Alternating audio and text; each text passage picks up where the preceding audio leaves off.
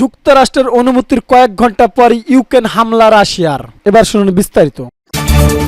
যুক্তরাষ্ট্রের তৈরি অস্ত্র দিয়ে রাশিয়া অভ্যন্তরে হামলা চালানোর জন্য ইউক্রেনকে গোপন অনুমতি দিয়েছে মার্কিন প্রেসিডেন্ট জো বাইডেন। মূলত বাইডেন কিয়েভকে উত্তর পূর্ব ইউক্রেনের খার্কিভের কাছে রুশ সীমান্ত এলাকায় এই হামলা চালানোর অনুমতি দিয়েছে। 4 জন মার্কিন কর্মকর্তাদের বরাত দিয়ে এই তথ্য নিশ্চিত করা হয়েছে।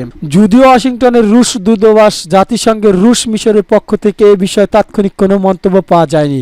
যুক্তরাষ্ট্র ইউক্রেন যুদ্ধ শুরু থেকে দেশটি অস্ত্র সরবরাহ করে আসছে, তবে এতদিন যেসব অস্ত্র ব্যবহার করে রাশিয়া অভ্যন্তরে হামলা চালানোর অনুমতি দেয়নি দেশটি। তবে ইউক্রেন যেন পশ্চিমা অস্ত্র ব্যবহার করে রাশিয়া অভ্যন্তরে হামলা করতে পারে এ বিষয়ে যুক্তরাষ্ট্রের প্রতি আহ্বান জানিয়ে আসছিল সামরিক জোট ন্যাটো। সম্প্রতি যুক্তরাষ্ট্রের প্রতি দপ্তর পেন্টাগন জানায় রাশিয়া মার্কিন অস্ত্র দিয়ে হামলার বিষয়ে যুক্তরাষ্ট্রের অবস্থান পরিবর্তন হয়নি।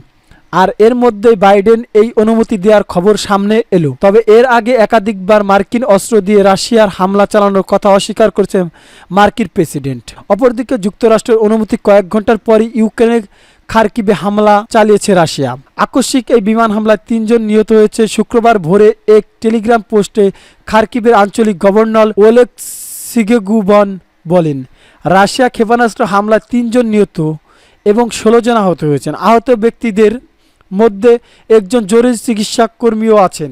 হামলায় একটি অ্যাম্বুলেন্স ক্ষতিগ্রস্ত হয়েছে বলে জানান তিনি। সিনেগুপ আরও বলেন, শত্রুপক্ষ আবারও নতুন কৌশল ব্যবহার করেছে। চিকিৎসা কর্মী, উদ্ধার কর্মী, আইন শৃঙ্খলা রক্ষা বাহিনীর কর্মকর্তারা ইতিমধ্যে ঘটনাস্থলে কাজ করেছে। খার্কিভের মেয়র ইগোর তেরোঘাভ স্থানীয় সংবাদ মাধ্যমকে দেয়া সাক্ষাৎকারে বলেন, আরও অনেকে আবাসিক ভবনে ধ্বংসস্তূপের নিচে চাপা পড়ে আছে। তিনি আরো বলেন, ঘটনাস্থলে একজন সেনা সদস্য ছিল না, টিও সামরিক সরঞ্জাম ছিল না। অন্যদিকে ইউক্রেনের খার্কিভ অঞ্চলে স্টেচার লিস্পি এলাকায় নিজের অবস্থান আরো পাকাপোক্ত করতে রাশিয়া শুক্রবার রাশিয়া রাষ্ট্রীয় সংবাদ সংস্থা RIA-কে এই তথ্য জানিয়েছে। খার্কিভের রুশ সামরিক কর্মকর্তা ভিটালি গানচেভ বলেন, লিস্পের বসতি এলাকার কাছাকাছি কৌশলে পাহাড়ে নিয়ন্ত্রণ নিয়েছে আমাদের সেনারা। খার্কিভ শহর সংলগ্ন প্রতিরক্ষা লাইনের গোলাগুলি এবং সব ধরনের রুট এখন তাদের নিয়ন্ত্রণে রয়েছে।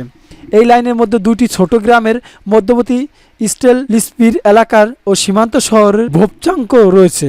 এই এলাকাগুলোর আশেপাশে রাস্তায় রুশ ও ইউক্রেনের সেনাদের মধ্যে লড়াই হয়েছে। গানসেভ RIA-কে আরও বলেন, মে মাসে খার্কিভে প্রায় 13টি বসতি এবং 300 বর্গ কিলোমিটার অর্থাৎ 116 বর্গ মাইল এলাকা দখল করেছে রুশ বাহিনী। তবে গানসেভের এমন দাবি স্বাধীনভাবে যাচাই করতে পারেনি রয়টার্স। আবারও ইউক্রেন জেনারেল স্টাফ বলেন, তাদের বাহিনী এ এলাকায় প্রতিরক্ষা শক্তিশালী করার কাজ করছে। শুক্রবার তারা খার্কিভে সম্মুখীভাবে ট্রোসিয়া গ্রামের কাছে রুশ বাহিনীর হামলা প্রতিহত করে। গাজা যুদ্ধবিরতি আহ্বান ডেভিড বেখামের। বিস্তারিত। গাজায় ইসরায়েলের অগ্রাসনে বন্ধ করে যুদ্ধবিরতি আহ্বান জানিয়েছে ইংলিশ ফুটবলার তারকা ডেভিড বেখাম। ইনস্টাগ্রাম অ্যাকাউন্ট একটি পোস্ট শেয়ার করে তিনি এই আহ্বান জানিয়েছেন। 39 বছর বয়সী বেখাম তার ইনস্টাগ্রাম স্টোরিতে জাতিসংঘের আন্তর্জাতিক শিশু তহবিল ইউনিসেফের একটি বিবৃতি পুনরায় পোস্ট করেছেন এবং যুদ্ধবিরতি আহ্বান জানিয়েছেন। বেখাম গাজায় চলমান ইসরায়েলি হামলা এবং রাফায় চলমান নৃশংসতা বৃদ্ধি নিন্দা জানাতে ইউনিসেফের নির্বাহী পরিচালক ক্যাথরিন রাসেলের কথাকে সমর্থন জানিয়েছেন। বিবৃতিতে রাফায় উত্তর পশ্চিমে তাল আল সুলতান এলাকায় একটি বাস্তুচ্যুত শিবিরে রোববার প্রাণঘাতী হামলায় নারী, শিশু, বৃদ্ধ সহ কমপক্ষে 45 বেসামরিক লোক নিহত হওয়ার কথা উল্লেখ করা হয়েছে। লোকজন যে তাঁবুতে আশ্রয় নিয়েছিল সেখানে ইসরায়েলি বোমা বর্ষণের ফলে শুরু হওয়া আগুনে অনেক পুড়ে মারা গিয়েছে। এ হামলায় শত শত বেসামরিক নাগরিক আহত হয় এবং বিশ্বব্যাপী নিন্দার ঝড় ওঠে।